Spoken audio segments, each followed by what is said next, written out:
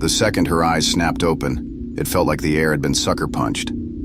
Heavy, crushing, like all my bad decisions rolled into one and piled onto my chest.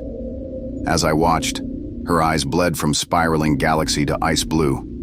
"Fuck me," I muttered, taking an instinctive step back. The black entity turned its star-punched form toward me, the rage rolling off it like a solar flare. "She is awake. The betrayal of your kind will soon meet its reckoning." Its voice wasn't a sound. It was a vibration in my skull. I tightened my grip on my rifle. Useless earlier, but damn if it didn't feel good in my hands. "Listen, big guy, I wasn't part of any of the crazy you said was happening, and I didn't sign up for this whole cosmic horror field trip." The female entity groaned. Glowing tubes stretched tight against her iridescent skin like veins full of liquid light. It made my stomach churn. This wasn't science. It was sacrilege. You didn't need a PhD to feel it. I took a shaky breath and tightened my grip on my rifle.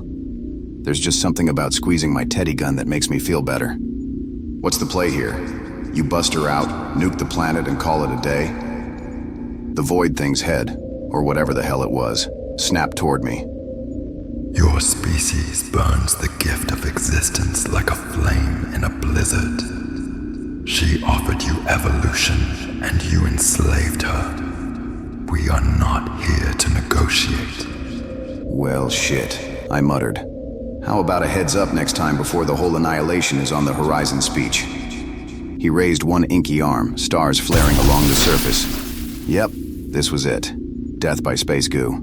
Just as I started planning what kind of haunting I'd make for my commanding officer, her voice cut through the room. "Stop! You are not as they are." Her voice was barely a whisper, yet it cut through the room like a goddamn blade. Her eyes locked onto me.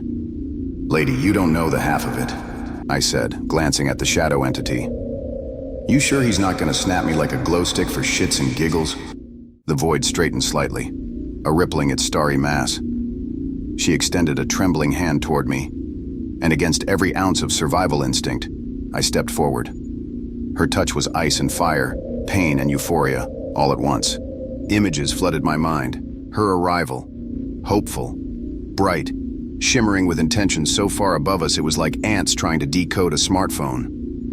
The betrayal, how we'd locked her up, siphoned her power like she was a damn car battery for our wars and greed.